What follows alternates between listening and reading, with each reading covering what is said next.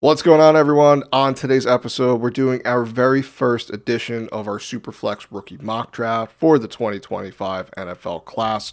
It's going to be a really good show. We're going to break down our initial thoughts, pre-combine, pre-NFL draft, just what we saw on tape and how we view these guys. So stay tuned because here we go.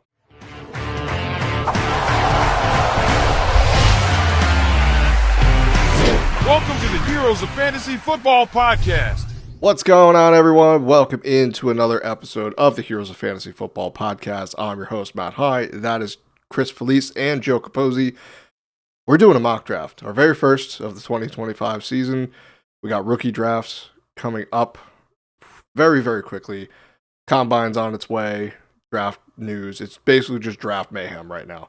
So, gentlemen, I say we just dive right into it. We don't waste any time. Forget the pleasantries. We got some mocking to do. Yeah, I'm okay Love with it.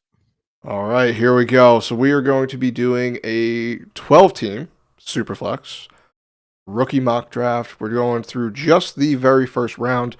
There will be other editions that we do on the show where we will go deeper. For example, our draft in our Dynasty League is a 5-round rookie draft.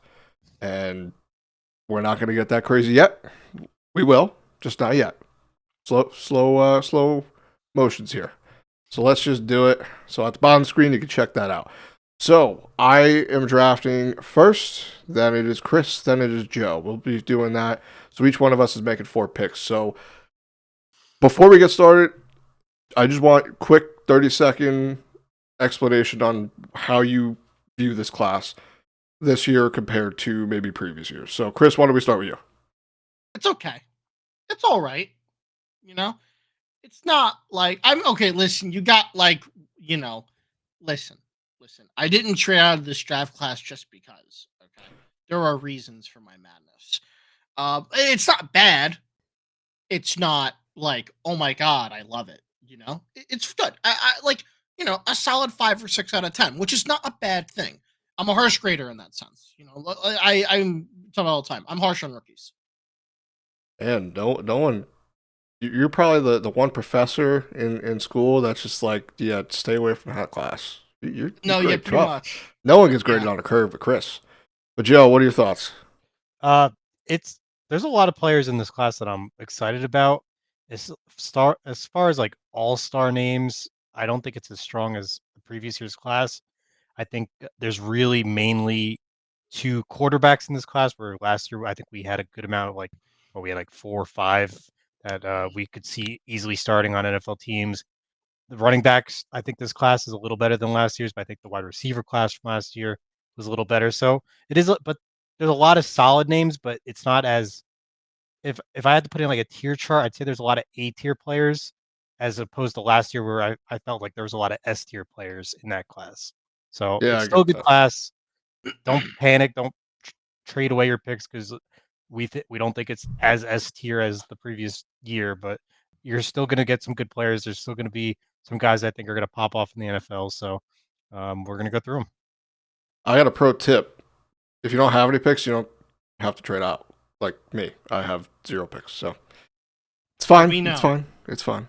We're gonna make it. We're gonna pull through. But before we jump into the draft, I'm going to get this started in a second. If everyone could do us a huge, huge favor, we really appreciate you clicking on the video, viewing this. If you could do us a favor and click the like button, share, and subscribe. We're going to have new shows coming out frequently. We're going to break down each one of these positions. Some of these positions might be 2 episodes just because there's a lot. So we want to, help everyone out here. Our goal is basically just help everyone win their fantasy league, whether that's Dynasty, Redraft, Best Ball. We're here through it all, so do us a huge favor.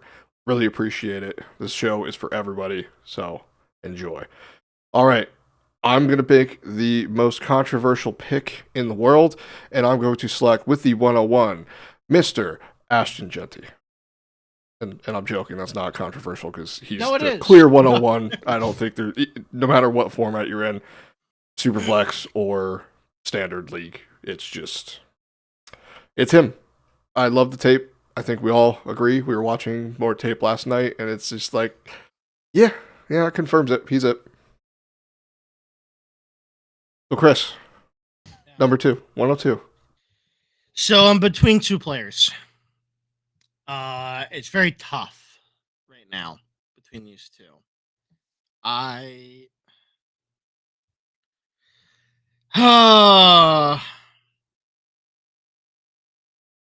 Guys, what do I do? You trade your pick to someone who does not have it, like me. No. So I'm between two players. I don't want to say because someone might steal my pick. Although I think he's gonna go very soon after I make the pick here.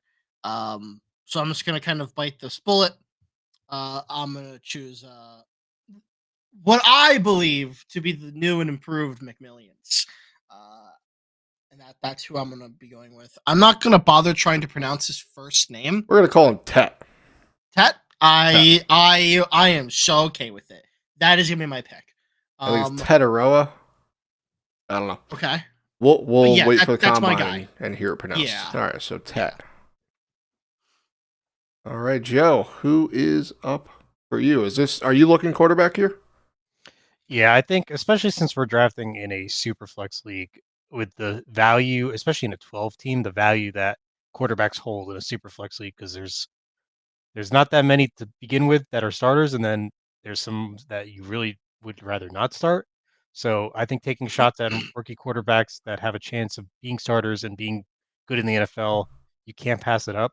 So I'm going to take, in my opinion, at the moment, is the quarterback one in the class. I'm going to go Cam Ward out of Miami. We watched some tape on him. Doesn't look like the most exciting rusher I've seen out of quarterbacks, but his passes looked pretty solid. He was throwing some dimes. I liked how he drops back and just put it on the money most of the time. I think he's going to fit well in the NFL. There's a couple things I saw that I feel like could be coached out of him in the NFL level. So I would take a shot on Cam Ward at number 3.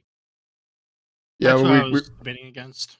We were kind of talking last night while we were watching film. I'm a little bit lower on Cam Ward. I have him as my QB2 in the class right now.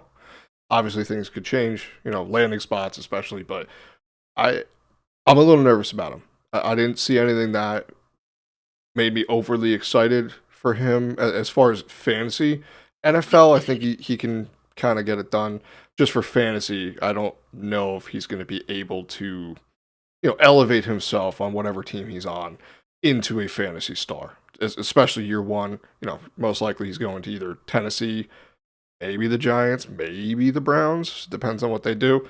So we'll kind of wait and see. But here I'm up at the 104, and I'm looking.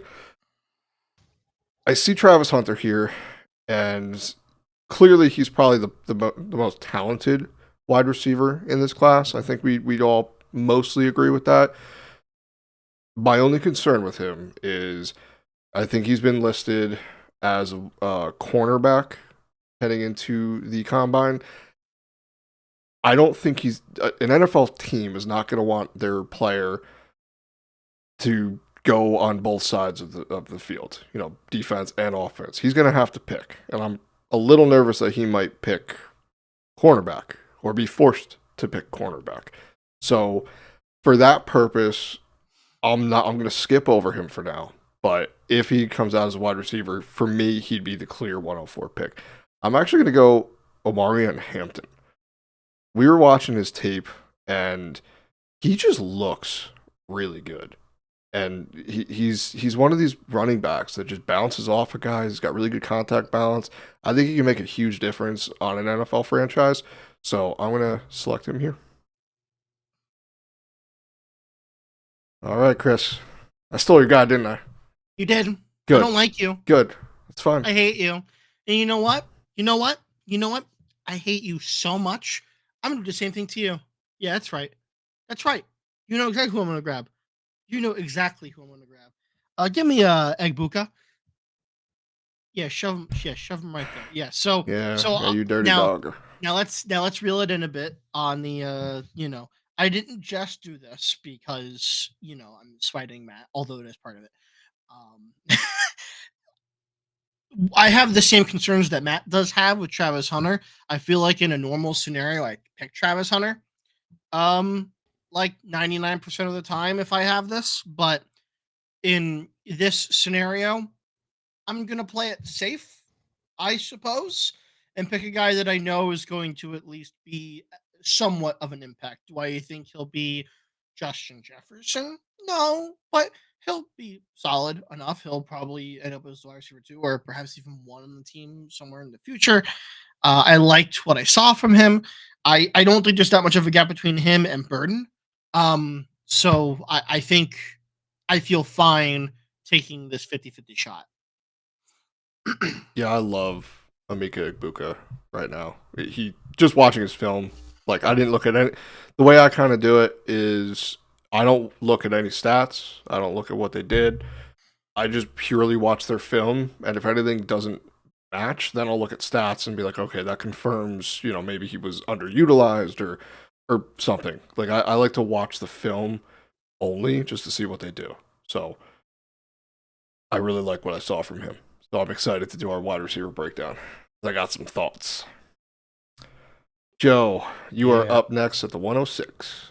I like it. Don't get me wrong, I like Ibuka too, and I definitely think he's a first round draft pick, but I think that was really early for him from a lot of mocks I've seen.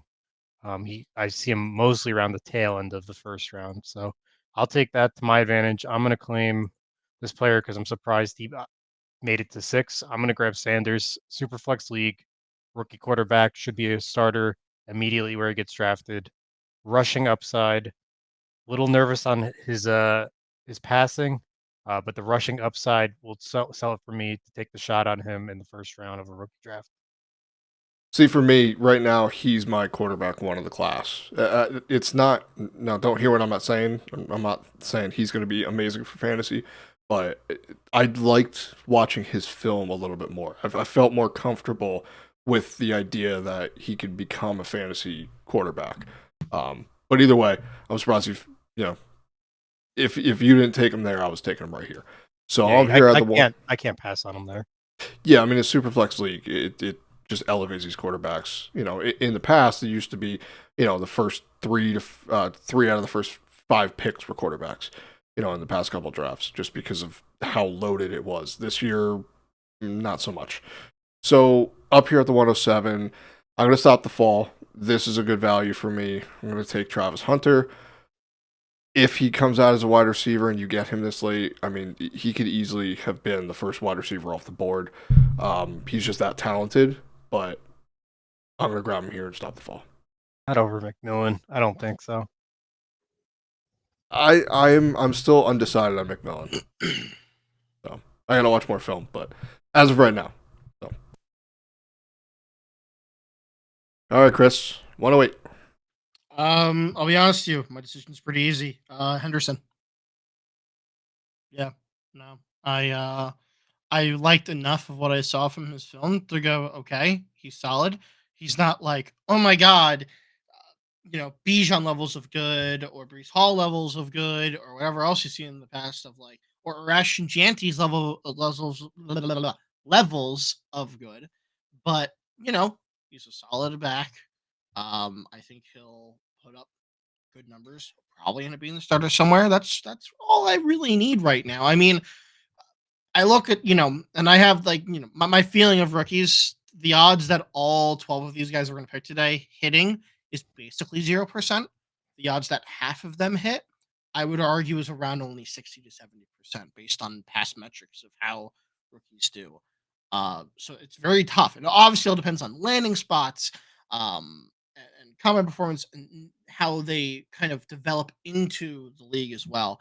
So I'm trying to prioritize the safest options in my opinion. Yeah, no, I think that's a good analysis of just rookie picks in general. Like, it's not a guarantee. The 101 to the 510 in our league, like, there's a lot of risk you take. There's a little bit less risk early in the draft, but N'Keal Harry was the 101 in Dynasty leagues years ago. That didn't work out. Like, you probably don't even know who that is. Like most of you watching might not even know who that is. That's how crazy that is. And it happens every year. The 101. Sometimes it works. Other times it just fades away and you wasted a pick. So, but Joe, we're at the 109 here. Who is next? I'm going to take him and stop the slander and drop on his name. I'm taking Luther Burden III out of Missouri. I believe to be the second best wide receiver in this class over Mr. Travis Hunter. I think Travis Hunter is being so put on this pedestal because he plays two positions. It's the first time we've ever seen it, really, but he plays both of them well. But I don't feel like he plays either of them exceptionally well. I mean, you can't pass on Luther Burden, 5'11", coming out of Missouri. I mean, if you look at his yards after catch, 7.26 yards after catch and 64 avoided tackles, which is ranked number 2. I mean, he's an elusive wide receiver, and you get him the ball, he's going to make plays, and you can't pass on him this late in the draft. So that's my pick. Yeah, no, I mean, and these wide receivers, a lot of them are going to come down to landing spot. Yeah, that's kind of what's going to solidify where you're taking them. Like things are going to change, so don't look at this and be like, "Oh, this is what we're going to do." This could change very easily based on a bunch of different. It's 100% going to change. It's going to change. It's going to change. It's going to be a wild ride, but again, we're here through all of it. We're going to break everyone down and kind of give our thoughts after the combine, leading up to the NFL draft, and then post draft when we do our rookie mock. But maybe we'll set up a stream or something when we do ours, because we got some characters in our league that might make some fun picks. So it'll be an event for everybody. But I'm up here at the 110, and I'm the one saying don't draft tight end in a rookie draft, just because I just don't believe in him. But the past 2 years we've had top 2 tight ends, and they're rookies. So I'm just gonna do it. I'm gonna take Tyler Warren out of Penn State, and just watching his film, he looked like he had the whole package. To me, he reminded me a little bit of George Kittle as far as his utilization on the field. He was utilizing the run blocking game. It was excellent at it. He set up his running back to succeed. It's going to keep him on the field. I know they don't get fantasy points for it, but I like when our players, my fantasy players are on the field the most. And he's the kind of guy that's going to be on the field. He's really good at the catch point. He creates plays by himself, and he's someone that I think is going to be, he could go into a really, really great landing spot and elevate in rookie drafts just because of that as well. So, Chris, your final pick, the 111. Yep. And with my final pick, I'm actually I'm in between 2 running backs. My thought process on this pick is not so much. I had kind of like this dilemma going into it, right? I could either stack up. I could maybe take a quarterback here, but I don't. I mean, Quinn Ewers is kind of a thought I have, but if I'm thinking about the draft, I could definitely get him in the second round, right? Based on my little sheet here at the current moment. So I'm gonna ignore that for the time being. How do you even pronounce his name? Milrow? Is that correct? Sorry, I'm looking at my little. Is that correct? Jalen Milrow. Yep. Milrow, yeah. Same thing. I mean, I don't know if I'm gonna be able to get him in the second round, but I don't know if I'm like super confident in that. So I think I'd rather like hedge my bets on trying to capitalize on, if I'm not getting Ashton Gianti, I want to maybe see if I can get a good player somewhere else that I feel confident in taking that 50-50 shot. So in this scenario, I'm gonna take this is where I have to make the choice here, because both these guys I wasn't like over the moon for, but I also wasn't like I hate their guts, But I think I'm gonna take Judkins. I'm not gonna pronounce that first name. I was thinking about Quinshon Judkins. Judkins. There we go. Sorry, my pronunciations are the worst. You don't want that. We can make a good compilation at some point of butchering. Mispronounced names. We got a lot of them. Yeah. All right, Joe. Let's finish off the first round. Is this? Are we getting a third quarterback? No, I think I'm going to take the player that Chris was kind of struggling with. I'm taking Caleb Johnson out of Iowa. I mean, he looks great. 6'0", 225 pounds. Last year, he rushed for 1,537 yards. We watched some film of him. He looked pretty good. Granted, it all depends on his landing spot. If he's going to be a backup guy to someone, then he would obviously fall lower in my rankings. But just looking straight at his tape, at his previous performances in college, and his player profile, I have him at the end of the first. Yeah, I really liked his tape. He had really good breakaway speed, and we'll get into it. Like I said, we're going to be breaking down all these rookies, but he's someone I think is the NFL is going to fall in love with, and I think the fantasy managers are going to have to pay attention to, because I think he could easily jump some of these guys in this class. So that's it. That's the first round. I mean, some of the names we didn't mention, there's still a lot to be fleshed out. I don't think this is going to be the year where you get multiple more than 2 quarterbacks in your first round of a Superflex rookie draft. I think 2 is going to be the max, and I don't think that it's going to change. But do we have any thought that it might? There are a couple teams that might be in need for a quarterback. I know there's 2 at the top, well, kind of 3 at the top, but does any of those situations work out well for you guys that you can see the potential of them being first round rookie picks in your Dynasty League? It's gonna have to be a lot of define. Okay, I'll say this: depending on the landing spot of the team, and this might be a bit controversial to say, I would argue that even if they land on a team that makes them the starter immediately, if I'm not confident in the player beforehand, I'm still not gonna I mean, he might move up a little bit, but I'm not gonna be I'm not gonna guarantee that. Oh yeah, first round draft capital.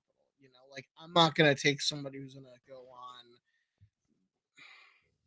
If the Titans draft like Quinn Ewers or Milrow or Gabriel or something, I don't know if that's going to be enough for me to be like, oh my God, yeah, because it's the Titans. They don't have a lot going on there. Now, Joe, this is probably a good question for Warren, but you're the next best thing here about quarterbacks. So, is there a Bo Nix in this class? There's some good players that are going to be later picks in the draft. They're not. I don't see them being day one picks. I think last year we had a good amount of day one pick quarterbacks. 6. I think which is crazy. I think this year we're going to see more day 2, 3 picks. Milrow, Ewers, and then there's been a lot of hype around Dart. I know Warren's even talked about Dart. He looks pretty good on tape. I've watched a little bit of his gameplay, so it really all depends on 1, where their landing spot is, and 2, what the team does as far as trades for other quarterbacks or re-signings of current quarterbacks. I could see some of these guys even sit behind another quarterback. I mean, if we look at Malik Willis, right? He came out and everyone was super hyped on him, and then Left for dead. Yeah. So, but he was a later pick, so you could get him for a later pick, stash him, hope that he does something, but obviously he didn't. But there's always that chance. Had a and you have games. Brock Purdy, for example. I drafted Brock Purdy super late, stashed him on my taxi, and now I have arguably one of the top 10 quarterbacks in the league. So,